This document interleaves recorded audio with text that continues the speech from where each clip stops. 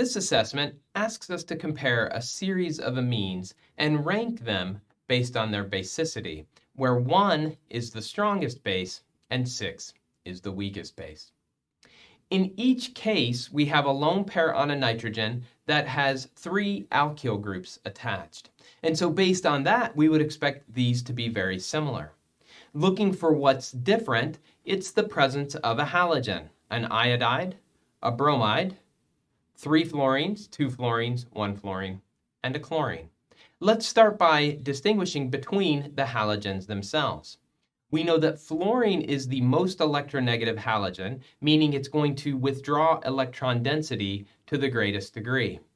Pulling electron density away from that nitrogen is going to help stabilize it and make it less basic. So a compound with fluorine attached is going to be the least basic molecule.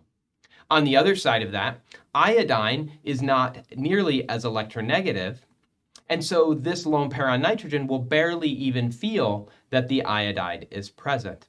That's going to make this the strongest base. Going in that order of decreasing electronegativity, next will be the bromine, which will be 2. The next will be the chlorine, which we will call 3.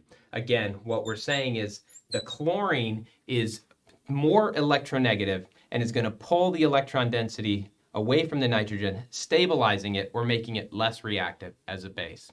And finally, the most electronegative atom, the fluorine, will be number 4.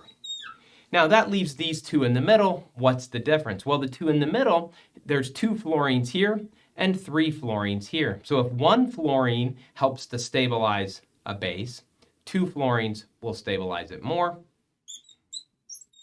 and 3 fluorines will stabilize it even more. So by having more electronegative atoms, we end up with a larger inductive effect. So iodide, the least electronegative, will give us the nitrogen that is the strongest base. Having 3 highly electronegative fluorines gives us a very stable compound, a compound that is not interested in sharing its lone pair of electrons, therefore the weakest base.